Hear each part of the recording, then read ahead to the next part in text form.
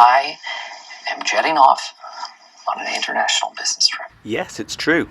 In this video we're going to cross an international border as I make my way from Shrewsbury down Route 81 of the National Cycle Network, over the border into Wales, through Welshpool and on to Newtown.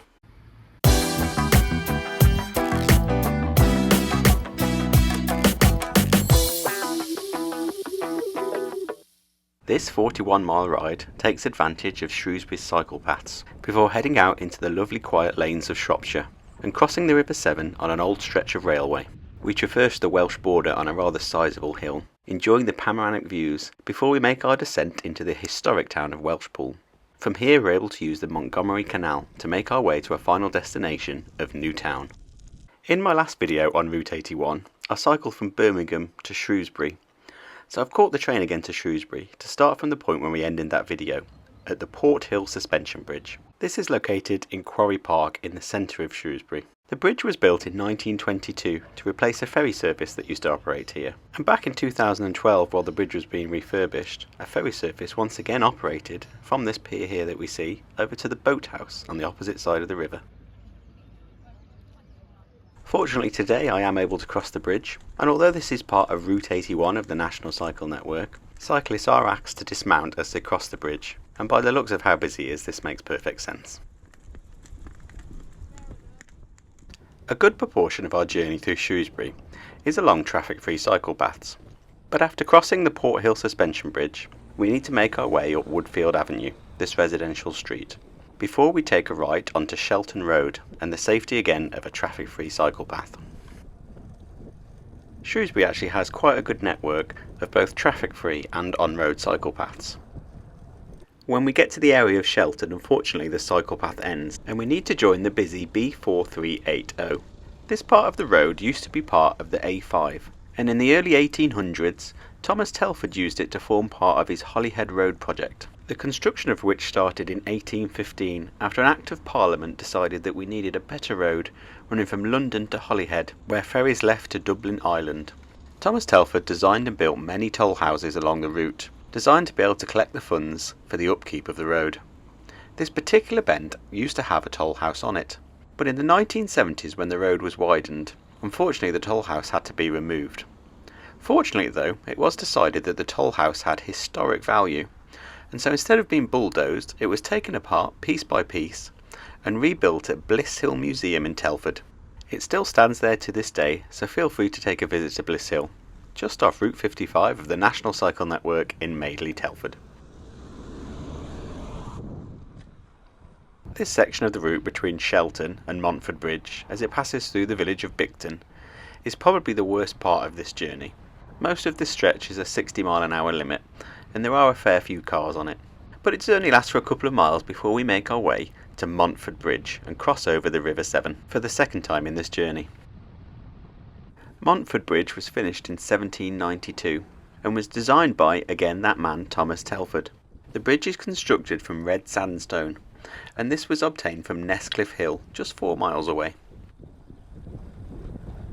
Just after crossing the bridge, we take a left to continue our journey towards Welshpool, which we're told is 23 miles away.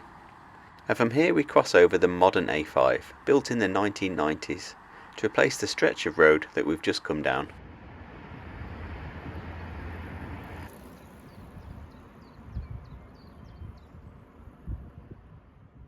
The route between Montford Bridge and Welshpool is a very different character to the start of the route.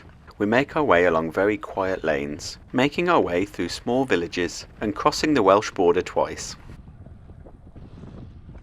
The first village that we pass through is Montford, not to be confused with Montford Bridge. And as we come into the village we pass the church of St Chad's. Now this is interesting because in the graveyard here you can find the graves of Susanna and Robert Darwin, the parents of undoubtedly the most famous person to be born in Shrewsbury, Charles Darwin. From Montwood we continue on these quiet rural lanes, seemingly left behind in time, as we make our way to the next village of Shrawardine. As we come into Shrawardine, we find the remains of Shrawardine Castle. This castle was built by the Normans following their invasion of England in 1066. It was built here to defend an important river crossing over the River Severn, and during its time it served not only as an important defensive point to defend against the Welsh, but also a gathering point for forces going into Wales from England. Well, England against Wales, a pot that needs no further ingredient. The castle was finally destroyed in 1645, while it was held by the Royalists in the English Civil War.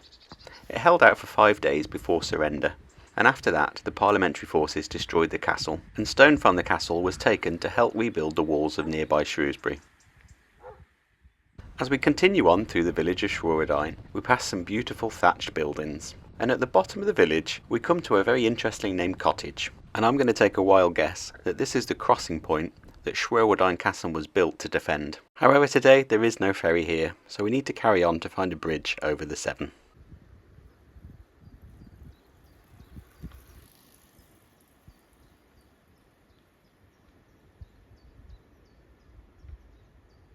Route 81 carries on to the village of Wilcot Marsh, where we take a left which is clearly signposted, and carry on our journey up this quiet rural lane until we make it to Nestcliff Training Camp. Nestcliff Training Area was originally an ammunition dump during World War II. The area was chosen due to its rural location, making it less susceptible to air raids. The area also lay on the route of the old Shropshire and Montgomeryshire Railway, also known as the Potts Line. The line ran from Abbey Foregate in Shrewsbury over to Llanymynech across the Welsh border. The line first opened in 1866, but was never particularly successful, with the line suffering multiple closures and reopenings during its life. It was revived to serve the ammunition depot here during World War II, but eventually closed down completely in 1960, and much of the track and the infrastructure was ripped up. Following World War II, the ammunition depot here also became surplus to requirements, and was closed down, and the site turned into this training area that we see today.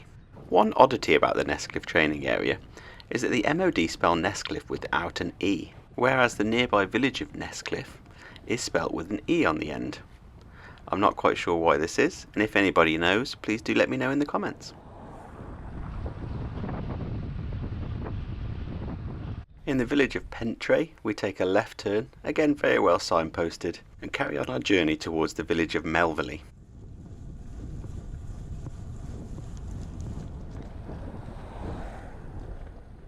We're cycling these lanes at the time of year when the fields are getting fertilised with, let's say, natural fertiliser. So as you can see, some parts of the lane on my way to Melverley were covered in some of this natural fertiliser. And I would definitely advise slowing down as you pass through these sections which are seemingly covered in mud, just to make sure none of this natural fertiliser does flick up off the wheels and onto you. Route 81 between Montford Bridge and Welshpool does follow a few twists and turns along the way. It's always on these quiet lanes and it is generally well signposted, but I would recommend that you do download the route either to your cycle computer or have it on your phone so you do know where you're going, just in case you miss one of those little blue signs. I've got the route downloaded onto my Garmin. It is an older model, but it does the job and makes navigation a lot easier having it there in front of me. And with its guidance, we've made our way safely to the next village on our route, the village of Melverley. I'll leave a link to the route in the description of this video, so if you want to download it and ride this yourself, you can. For Melverley, we're going to pick up a disused rail line to make our way across the River Severn and into Wales. And although it might not be immediately apparent, this is where we actually join the old railway line. And it's not that track immediately in front of us, it's actually the road that bends round to the right that is the old rail line. There's not a lot of clues around here that this was an old rail line, but the line used to follow the row of hedging in the middle of the shot here, as it came down to this point and curved round to the right before it crossed the River Severn. This is where we are now, just outside Melverley, and you can clearly see the curve on the road as it crosses the River Severn and goes into the village of Crew Green, and this is all an old section of railway. So we're going to carry on along Route 81 and this road that follows the route of the old railway and head into Wales. I mentioned earlier the old rail line that ran through the Nestcliff training area, the Shropshire and Montgomeryshire line that ran from Shrewsbury to Llanymynech. And this route that we're on now was part of that railway system. It was actually a small branch line that ran from Kinnelly, through Melverley, across the river and to Criggion. And it was built to move stone from the quarry at Criggion back to Shrewsbury.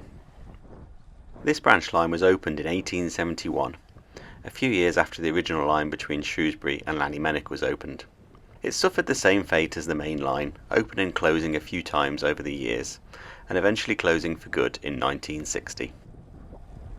The bridge over the River Severn is one of the most substantial parts of the railway to survive, although this isn't the original bridge. When the railway was built, it was built on a budget, and this was originally what was described as a very rickety wooden viaduct. And in 1902, the viaduct collapsed into the river. It was rebuilt again in 1912 using a mishmash of parts, again on a budget, and by 1920 the bridge had been declared unsafe and was put out of use. The Ministry of Defence repaired the bridge during World War II so it could be used in the war effort. However, again in 1947 the bridge had to be rebuilt to what we see today. It closed to train traffic in 1960 and was opened as a road bridge in 1962. At this point the border of England and Wales is in the centre of the bridge. So, welcome to Wales.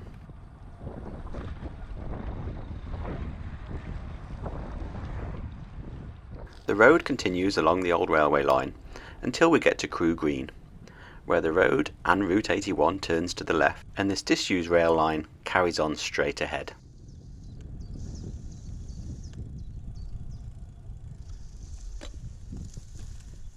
I had a quick look down this track to see if I could see anything that was left of the railway, and as you can see, some of the old gateposts here are made of old railway sleepers, and you can see somewhat of an embankment as the track continues into this farm.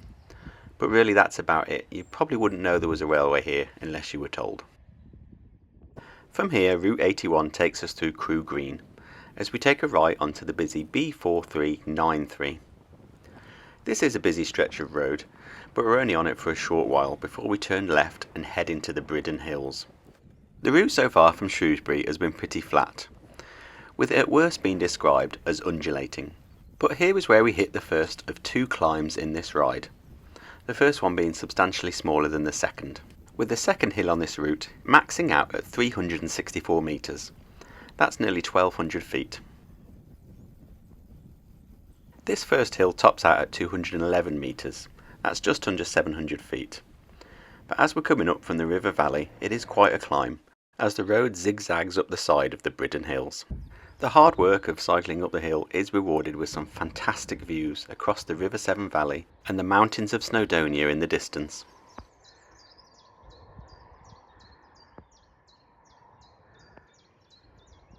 From here we also get a view of Admiral Rodney's Pillar. This was built in 1782 to commemorate the naval victories of Admiral Rodney over the French, with these naval victories taking place in the Caribbean during the American War of Independence. This may seem a strange place to have a commemorative pillar to the man who led the fleet, but it's here because oak was shipped from here down the River Severn to Bristol, where it was used to build Admiral Rodney's fleet. And with the history lesson over, it's time to carry on up this hill. As we get towards the top of this first climb, after only cycling through Wales for a few miles, we actually cross the border again back into England.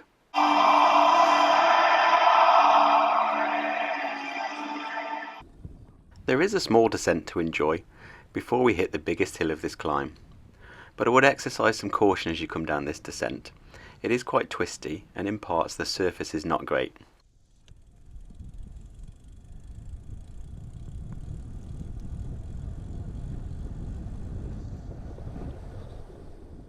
The route brings us to the busy A458. This is the main road between Shrewsbury and Welshpool. It is an extremely busy road, but fortunately we don't have to ride on it, as all we're doing is crossing over it, but do use some caution as I said this is a very busy road with fast moving traffic.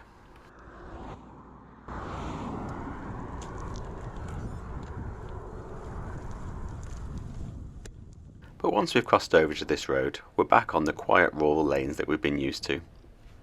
We don't have to worry too much about traffic on these lanes because you will rarely see a car.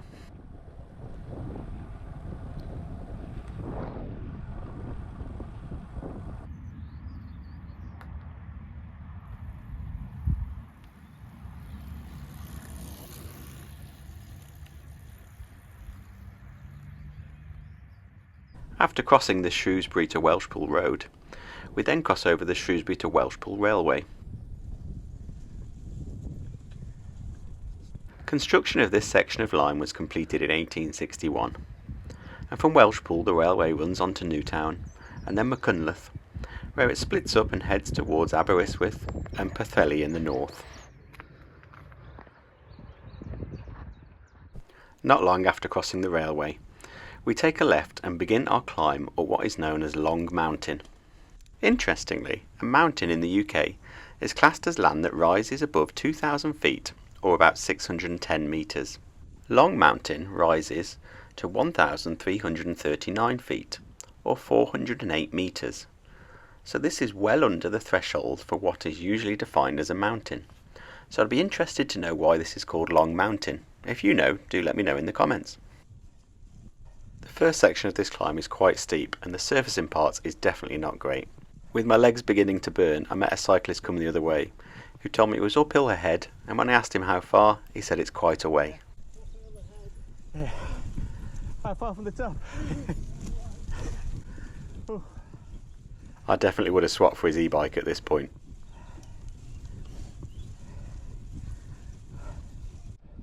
As we get closer to the top of the hill, it does flatten out a little bit. I think for even the most seasoned cyclists, this is a pretty tough climb, as we make our way to over 1,200 feet. The climb just seemed to go on, and when you'd think that you're reaching the top, you would turn a corner and see that there was more uphill to go.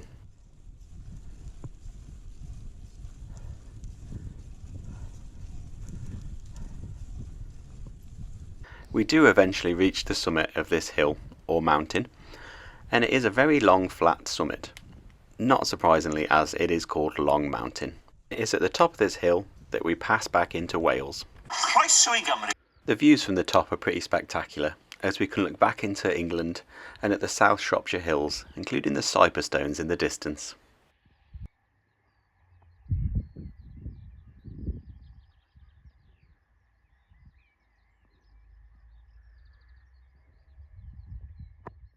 From the summit, the road gently starts to go downhill, so we can enjoy a rest of the legs. But it was at this point I could see that the road started to rise again in front of me, and I could hear my legs talking. No! Wait! Fortunately, Route 81 is kind to us here, and we don't carry on up this ascent. We take a right turn and head down Long Mountain towards Welshpool, which is just a few miles away now, most of which are downhill. After a gentle downhill start to this descent, it does begin to get extremely steep in places, with a road surface that is less than ideal, so I would again recommend a lot of caution coming down this descent. But it was definitely nice to rest the legs and let gravity do some of the work. On the way down we get to see glimpses of Welshpool as we head towards this mid-Wales town.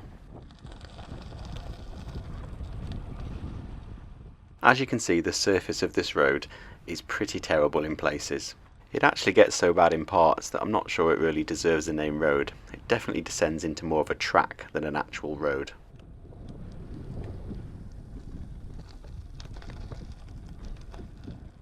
Certainly not ideal conditions for my road bike, but by exercising a little bit of caution, I am able to get down here with no issues. We eventually come out on the B4388, which we follow for a very short while before turning right and heading into Welshpool itself. To make it into Welshpool, we once again have to cross over the River Severn, our fourth crossing of the river this journey, and not the last.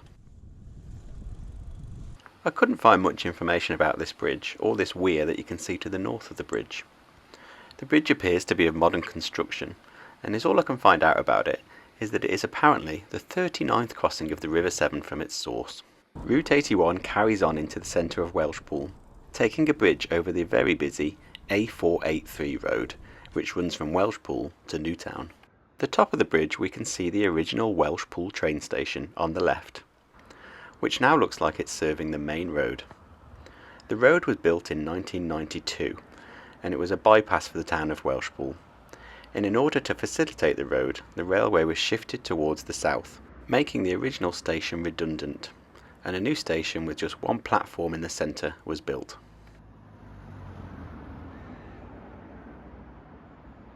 The old station is now a number of shops and a cafe, and it's actually where I made a stop to have some lunch before carrying on this journey down Route 81 towards Newtown.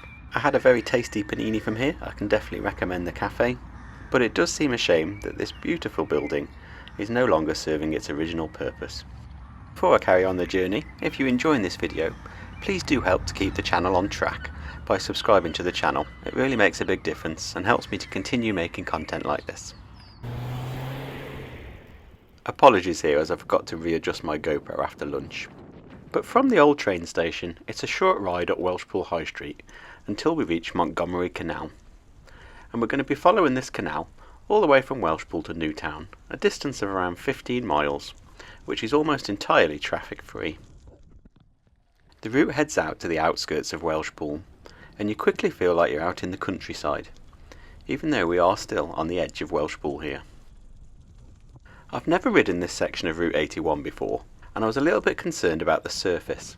As you can see, I'm on my road bike, as the majority of the journey was on roads, and this made much better sense than bringing my mountain bike. I suppose ideally what I need is a gravel bike, definitely something I'm going to be looking into this year. The surface of the path, although it's gravel, was actually perfectly acceptable to ride on my road bike. So even though a road bike is definitely not the optimal tool for this job, it's definitely a perfectly acceptable way to make your way down this section of towpath. A couple of miles outside Welshpool, we come to a point where the canal has been realigned. This was done in 1995 to allow a new road bridge to be built over the canal. Because of the realignment, it has actually left this section of the canal to my left separate from the actual network, and it now forms part of the White House Nature Reserve. Despite this being a modern road bridge above us carrying the A458, it's pretty tight under here, so do take it slow and watch out for people coming around this pretty tight corner here.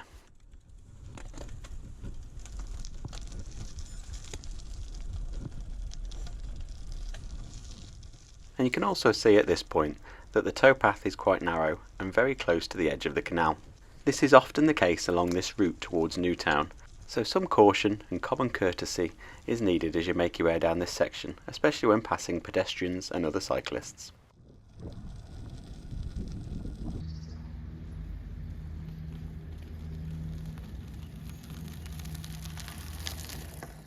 Another mile or so along the canal, we come towards the Bellin Locks. This is a really pretty place to stop for a picnic, and it also has a great information board telling you a bit more about the canal.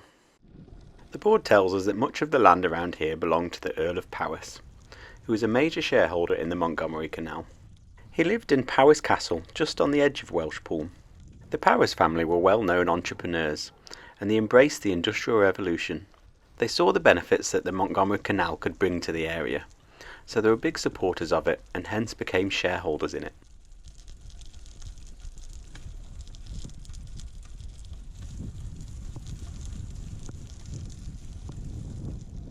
At Bridge 123, I came across this fantastic bench, which nicely maps out the route of the Montgomery Canal. The canal ran from Frankton Junction, where it joined the Llangollen Canal. It ran from here, into Wales, where it passed Llanymynech, Welshpool, and finally into Newtown. And this red dot on the bench shows us where we are now. The canal was constructed in 3 stages. The first stage being built by the Ellesmere Canal Company, and they built the section of the canal from Llangollen Junction to just south of Llanymynech in Wales. This was completed by the mid-1790s. The next section to be completed was done by the Montgomeryshire Canal Company, which completed the canal down to Garth Mill, 6 miles from Newtown. They then ran out of money and so were able to go no further, and it wasn't until 1815 when an Act of Parliament meant that it was financed to complete this final section to Newtown, which was completed in 1819.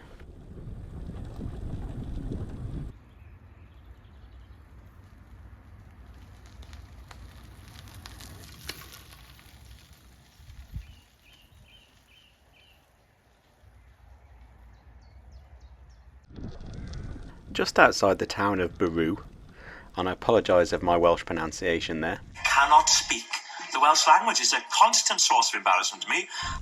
we come across the Barrow Aqueduct, which was built between 1794 and 1797 and engineered by John and Thomas Dadford.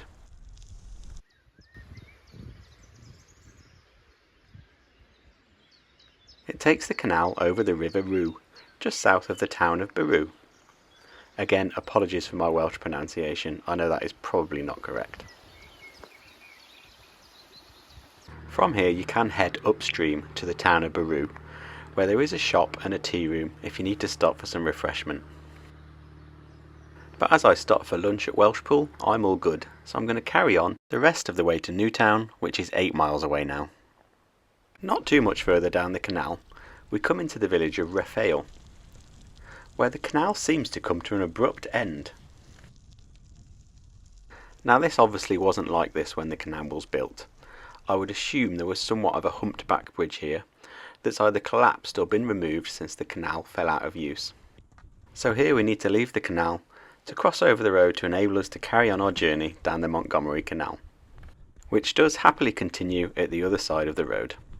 And it was here I noticed this fantastic little sign advising canoers that they need to take their boat out of the water to carry on their journey.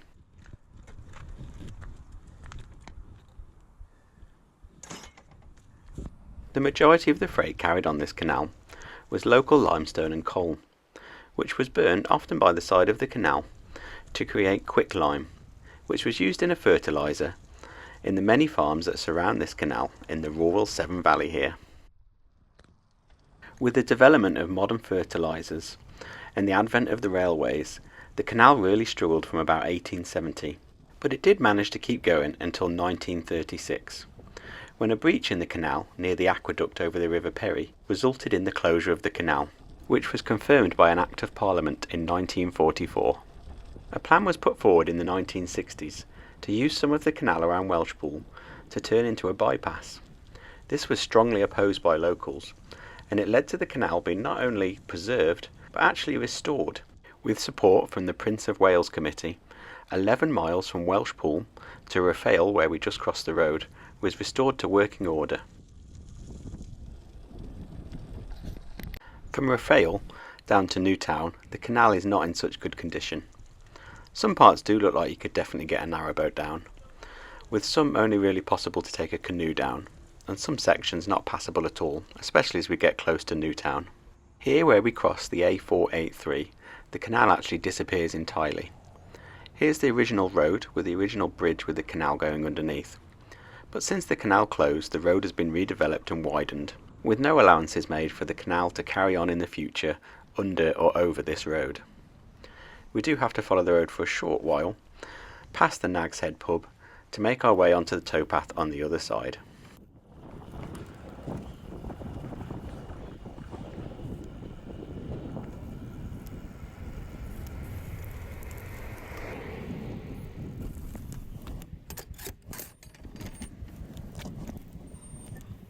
You can see here that if they do want to restore the canal to full working order down to Newtown, that this would be a major barrier, as the canal literally just ends, with the road going over the top. Although I believe the biggest barrier to full restoration of the Montgomery Canal would be at the other end, as the section in Welshpool currently does not join to the other section that has been restored, closer to the Llangollen Canal. You can see the towpath here does get pretty narrow, but it's still a decent surface and I'm still riding down it with a little caution on my road bike, no problem at all. You can also see the canal is definitely not in as good condition as we saw further up. It's pretty narrow and there's a lot of reeds in it.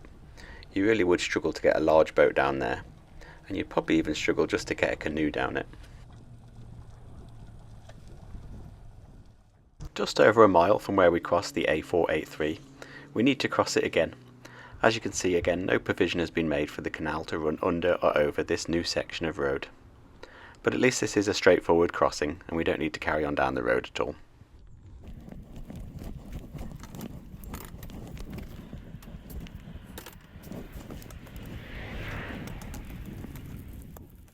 We carry on down this pleasant section of canal for about another half a mile before yet again we need to cross over the A483 road. This crossing is a bit of a strange one because the little blue sign tells us to go right here, onto the busy road. But indeed you can actually just go straight across and across the grass on the other side and get back onto the towpath. There is a route back onto the towpath if you go right, but it does mean riding down this road for a few hundred yards, which I'd preferably not do, to be honest. And you can see by the grass here that I'm not the only one to do this. It looks like a regular path that people take, as it makes much more sense. And here you are back onto this lovely tarmac path, which takes us straight onto the towpath again. And here as well you can see there is no provision for the canal to go under or over the road here if they were to want to reinstate this section.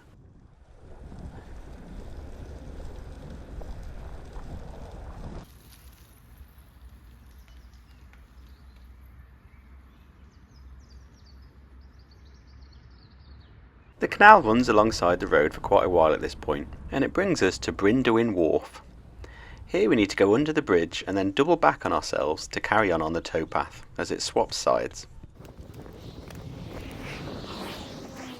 We travel down the opposite side of the canal, sandwiched in between the canal and the main road, for just a short way before we go over the canal again and back to the original side. Brindewin Wharf was originally a coal wharf, supplying coal to the surrounding towns. And this warehouse building here was built in the late 1800s, when corrugated iron was the newfangled material that everyone wanted to build out of. The wharf sat between the canal and the River Severn, which runs alongside the canal for quite some time now. We're just 4 miles from Newtown now, as we carry on down the canal, as it's sandwiched between the busy main road and the River Severn. And continuing down the canal, we come to Bridge 147, and there's an interesting bridge over the River Severn here that it's worth just jumping off the canal to take a look at. This is the Brindewin Bridge, which holds the illustrious title of the second iron bridge built in the county of Montgomery. Built in 1852, it was built to replace a wooden bridge here that was swept away in a flood. Not far from the bridge, the canal heads under the busy A483 in a modern tunnel, and we take a bit of a longer journey round to make our way under the main road as well. We pass under the bridge that takes the main road over the River Severn. This is considered to be the 33rd bridge that crosses over the River Severn from its source, and it was built in 1975. And we have to double back on ourselves just a little bit as we make our way back to the canal.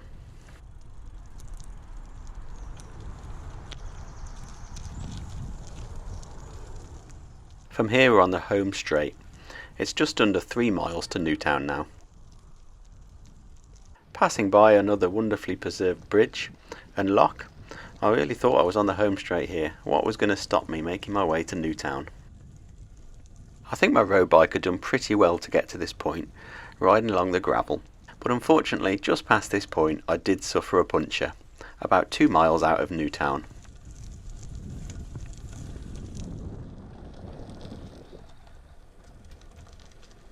Fortunately I came prepared, and I did have the gear to be able to change the inner tube on the move. I think this is a lesson that it is important to take spares with you when you are out, especially on a long distance ride. This was an inconvenience, but it was not a ride ender.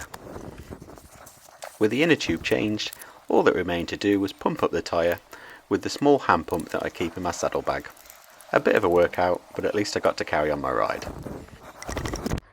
As I got closer to Newtown, the condition of the canal got worse, until this point where it just became a bit of a marshy ditch. Just over a mile from Newtown, the towpath turned into this wonderful tarmac path. The canal is to the right in between the trees, but there really isn't much left of it here.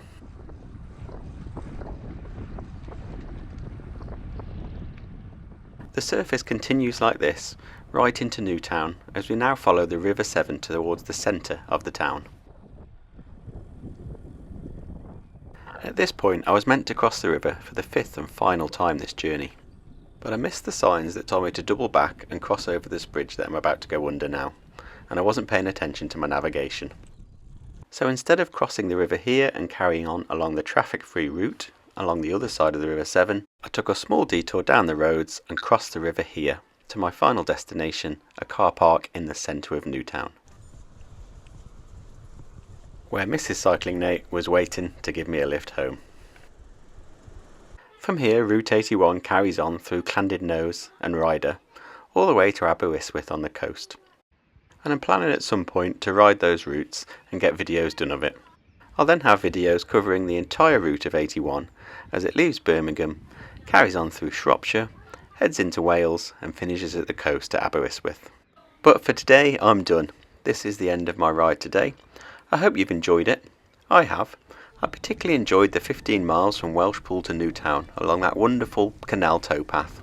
If you've enjoyed the video, please do more up on the channel and subscribe. It really makes a massive difference and helps me to continue making these videos in the future.